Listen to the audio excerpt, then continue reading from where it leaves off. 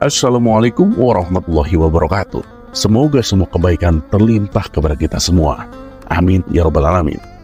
Setelah sholat Isya dan sehabis berdoa, ada seorang jamaah yang bertanya kepada Abu Nawas. Maaf Tuan Abu, saya mau tanya, surga itu kan segala sesuatunya yang kita senangi ada. Nah, apakah di surga ada rokok Tuan? Abu Nawas pun menjawab dengan cepat. Oh ya pasti ada lah. Jamaah tersebut berkata, Alhamdulillah, lega rasanya Tuan Abu. Saya ini kan kalau nggak ngerokok seperti nggak ada semangatnya Tuan. Abu Nawas pun langsung melanjutkan. Tapi jamaah itu langsung memotong. Tapi kenapa Tuan Abu? Dengan senyum, Abu Nawas menjawab. Tapi sayang, di surga nggak ada api. Jadi kalau mau nyalain rokoknya ya harus masuk sedikit dululah ke neraka.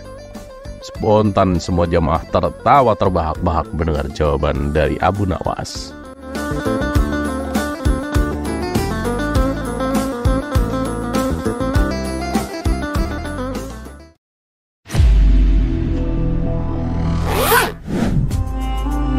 Kisah selanjutnya.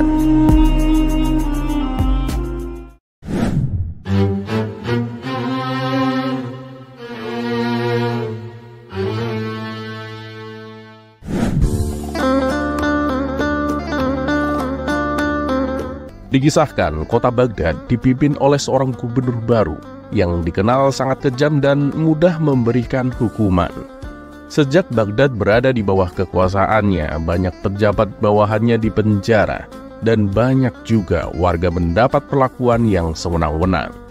Kabar ini dengan cepat menyebar ke seluruh wilayah Baghdad. Salah satu bawahannya memberitahukan kepada sang gubernur. Tuan Gubernur, orang-orang mulai tidak menyukai Tuan. Mereka bilang Tuan adalah gubernur yang sangat kejam. Mendengar hal ini, sang gubernur sontak terkejut. Apa maunya mereka? Bukankah mereka menginginkan supaya keadilan ditegakkan? Kenapa malah menganggap saya kejam? Balas sang gubernur tak terima. Maka ia pun mengundang ulama agar berkumpul di istananya. Ketika para ulama ini berada di hadapan sang gubernur, ia berkata, Aku akan memberikan kalian satu pertanyaan. Jawablah dengan jujur. Apakah saya ini gubernur yang adil atau gubernur yang kejam? Ulama pertama menjawab, Tuan adalah gubernur yang kejam. Anda telah berlaku sewenang-wenang. Segera saja ulama pertama itu ditangkap dan dijebloskan ke dalam penjara. Kemudian giliran ulama kedua yang mendapat pertanyaan yang sama. Menurutmu, aku ini gubernur yang adil atau kejam? Tanya gubernur itu kembali. Karena takut bernasib sama seperti ulama pertama, ulama kedua ini pun menjawab dengan sebaliknya. Tuan itu adalah gubernur yang adil dan bijak Tuan. Akan tetapi dengan jawaban tersebut, ia juga ditangkap dan dijebloskan ke dalam penjara. Ah, kamu membohongi dirimu sendiri hanya untuk bisa selamat dari hukuman, ujar sang gubernur. Atas kejadian itu, beberapa ulama telah jatuh menjadi korban kejahatan gubernur ini. Dan akhirnya tibalah waktunya Abu Nawas diundang. Ini adalah perjumpaan resmi pertama antara Abu Nawas dengan sang gubernur. Dengan angkuhnya, gubernur itu bertanya, Ya Abu Nawas, jawablah, apakah aku ini adil atau kejam? Kalau menurutmu aku adil, maka dengan keadilanku kamu akan aku hukum 1 tahun penjara. Namun kalau menurutmu aku ini kejam, maka dengan kekejamanku kamu akan aku hukum 2 tahun penjara. Orang-orang yang hadir penasaran menanti jawaban yang akan diucapkan oleh Abu Nawas. Mengingat Abu Nawas terkenal sangat cerdik dan sering lolos dari hukuman. Ketika mendapati hal seperti ini, Abu Nawas pun lalu berkata, Begini Tuan, sesungguhnya kamilah penduduk di sini yang merupakan orang-orang kejam dan abai.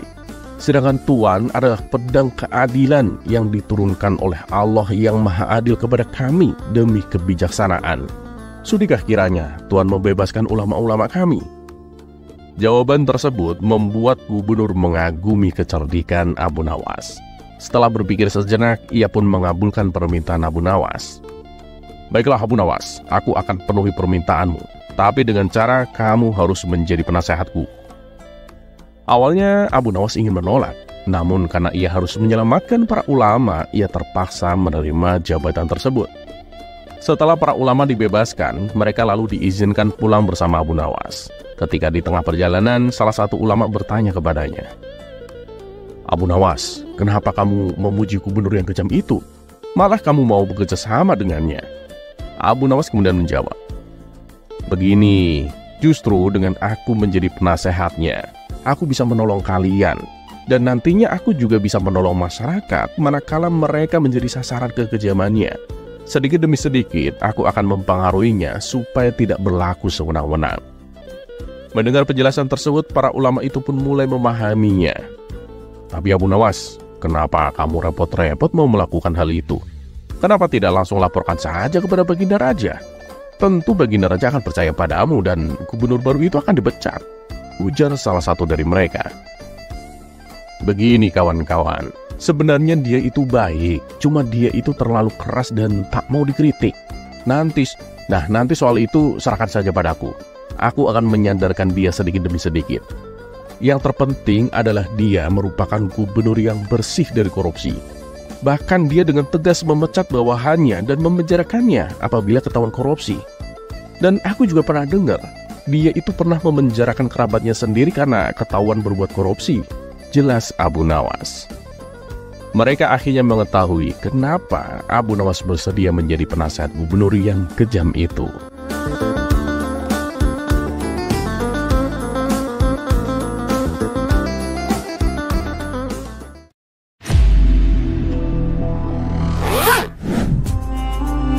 Kisah selanjutnya.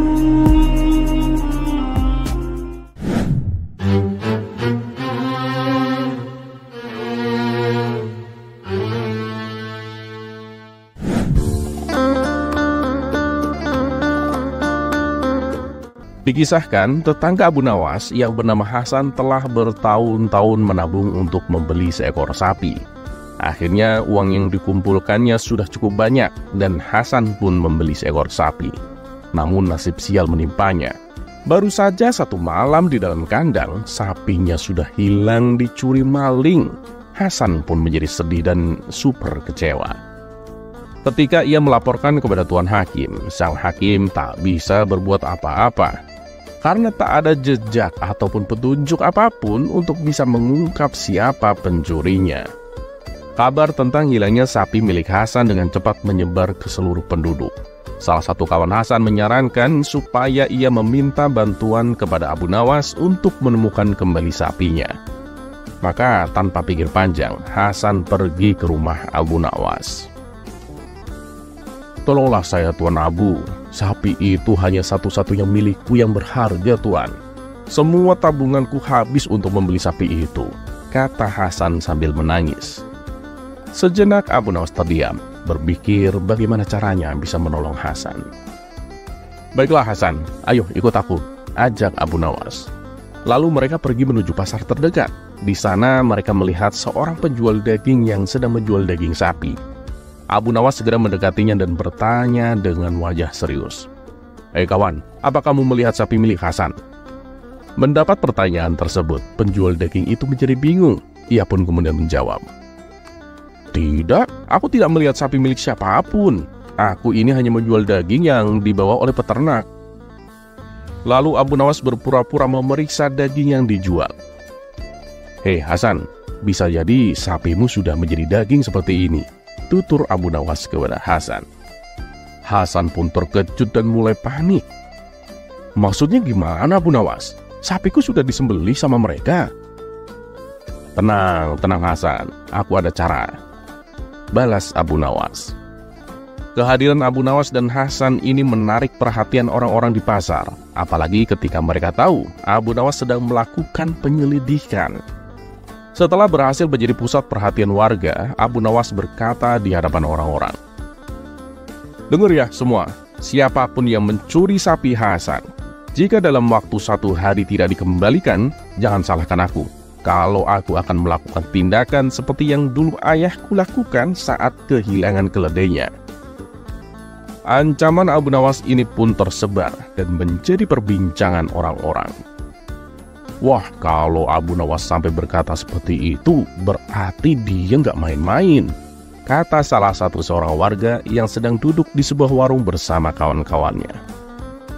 Iya benar itu, ayahnya kan dulu seorang hakim yang tegas. Nah, ketika masih menjabat, dia tak segan melakukan segala cara untuk mengungkap kasus pencurian. Bahkan dia pernah sampai melibatkan ratusan prajurit istana agar pencurinya tertangkap. Dan yang aku dengar, para prajurit tersebut bukan prajurit biasa. Mereka itu terlatih untuk menyiksa dan menginterogasi, sahut yang lainnya. Kalau begitu, berarti Abu Nawas akan melakukan cara seperti itu. Dia kan dekat dengan baginda raja. Mudah saja baginya untuk meminta bantuan istana. Apalagi yang jadi korban adalah orang miskin seperti Hasan. Abu Nawas kan paling benci dan murka kalau orang miskin yang menjadi korban, timpal warga lainnya. Rupanya percakapan mereka ini terdengar oleh si pencuri yang kebetulan ada di warung tersebut. Ia pun seketika menjadi panik dan ketakutan. Kemudian ia pulang ke rumah untuk mengambil sapi dan akan mengembalikannya kepada Hasan. Hei Hasan, ini sapimu, dan maaf kemarin aku yang mencurinya. Sapimu ini aku kembalikan, tapi tolong jangan beritahu Abu Nawas kalau aku pencurinya. Dan tolong Hasan, bilang padanya agar membatalkan niatnya, karena sapimu kan sudah kembali, kata si pencuri kepada Hasan. Pada keesokan harinya, dengan wajah ceria, Abu Nawas mendatangi warung tempat biasa ia berkumpul bersama kawan-kawannya. Abu Nawas, aku dengar kabar, katanya sapinya Hasan sudah balik. Bener itu? Tanya salah satu kawannya. Ya, begitulah, alhamdulillah, jawab Abu Nawas.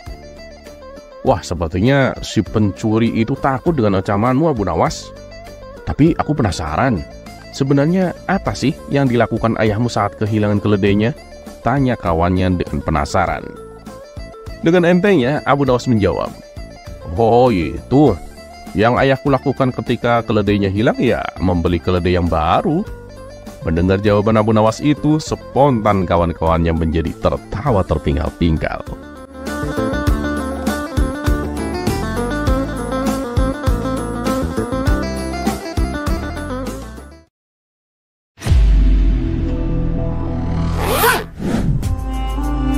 Kisah selanjutnya.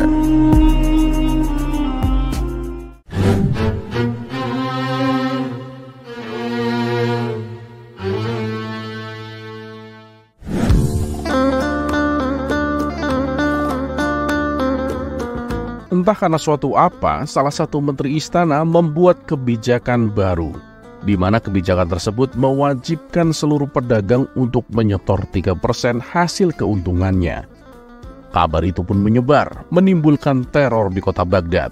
Hampir semua pedagang mengeluh dengan kebijakan yang dianggap sangat membebani mereka. Mereka telah mencoba memprotesnya, namun menteri istana seakan tidak menghiraukannya. Hingga pada suatu hari, sang menteri memasuki pasar-pasar dan mengumumkan kepada para pedagang tentang kebijakan yang akan diterapkan. Bagi siapa saja yang berani menentang, izin usahanya akan dicabut dan tidak diperbolehkan untuk berjualan. Mengetahui sang menteri sedang berada di pasar, kesempatan ini lalu dimanfaatkan Abu Nawas guna menyandarkan si menteri tersebut. Ia pun pergi ke pasar untuk menjual keledainya. Sesampainya di sana, di depan orang-orang, Abu Nawas berteriak, "Ayo, silahkan beli keledaiku. Harganya murah, cuma 10 dinar." Meskipun harganya terbilang murah, belum ada orang yang berminat. Kemudian Abu Nawas kembali berteriak, "Ayo, beli keledaiku. Harganya cuma 20 dinar." Tentu saja dengan menaikkan harga, tak ada orang yang mau membelinya. Tapi anehnya, Abu Nawas kembali berteriak dengan menaikkan harganya menjadi 30 dinar. Sang menteri yang melihat cara Abu Nawas berjualan, segera menghampirinya dan berkata, "Kamu ini tolol apa gimana, Abu Nawas? Harga 10 dinar saja, orang-orang masih enggan membelinya. Apalagi kalau naik menjadi 30 dinar.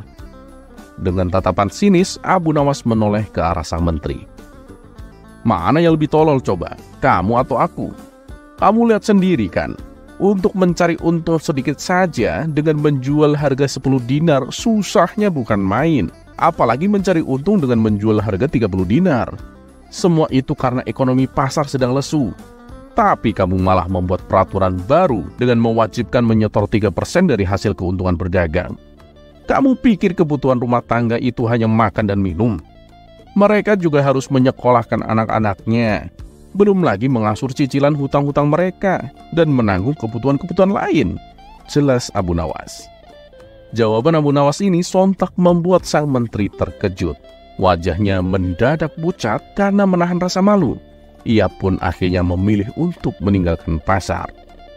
Apakah setelah mendengar protes Abu Nawas, sang menteri akan membatalkan kebijakannya?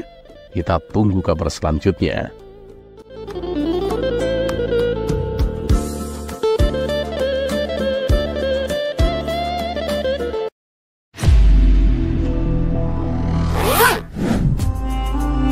Kisah selanjutnya.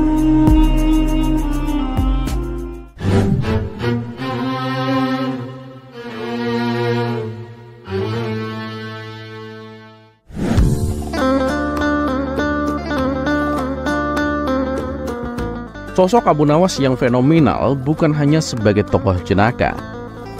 Dia bahkan seringkali mengkritik kebijakan pemerintah dengan caranya yang unik dan nyeleneh, seperti pada kisah berikut ini. Pada saat itu, salah satu menteri istana membuat kebijakan yang membuat rakyat sengsara, dan itu tanpa sepengetahuan Baginda Raja. Hingga pada suatu hari, Baginda Raja memberi Abu Nawas seekor keledai untuk dijadikan sebuah tantangan.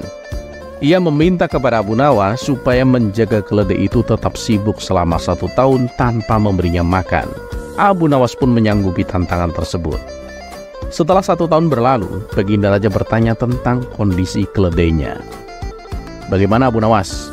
Apakah keledainya mati? Abu Nawas menjawab, "Tidak Paduka Yang Mulia, malah bertambah gemuk keledainya." Sontak Baginda Raja terkejut mendengarnya. "Wah, yang benar, kok bisa Abu Nawas?" tanya Baginda Raja. "Ya, karena saya menjadikannya sebagai menteri istana," jawab Abu Nawas. "Jadi menteri? Bagaimana mungkin seekor keledai bisa menjadi menteri istana?" tanya Baginda Raja heran. "Bukankah Paduka memerintahkan saya untuk menjaga keledai itu tetap sibuk selama 1 tahun tanpa memberinya makan? Sejak itulah dia saya jadikan menteri. Karena seorang menteri jangankan gak dikasih makan, dikasih makan pun dia juga tetap sibuk mengambil makan dari rakyatnya," jawab Abu Nawas. Mendengar itu Baginda Raja terdiam. Ia pun mulai menangkap ada sesuatu yang sedang Abu Nawas sampaikan melalui ucapannya yang konyol tersebut. Abu Nawas kembali berkata, "Apakah Paduka tahu bedanya rakyat dan pemerintah? Bedanya itu, kalau rakyat mengambil duit pejabat pemerintah, disebutnya sebagai perampok. Tapi kalau pemerintah mengambil duit rakyat, disebutnya sebagai kebijakan." Tak tahan dengan kritikan Abu Nawas, Baginda Raja langsung menyuruhnya diam. "Hei Abu Nawas, sebenarnya apa yang ingin kau sampaikan? Adakah menteriku yang berbuat demikian?" tanya Baginda Raja. Abu Nawas pun lalu memberitahu tentang kondisi rakyatnya dengan kebijakan baru yang dibuat oleh salah satu menteri istana, di mana sang menteri mewajibkan rakyat menyetorkan 3% dari penghasilannya dengan dalih untuk kesejahteraan dan akan membangunkan tempat tinggal. Baginda Raja sontak kaget mendengarnya dan segera memecat menteri tersebut.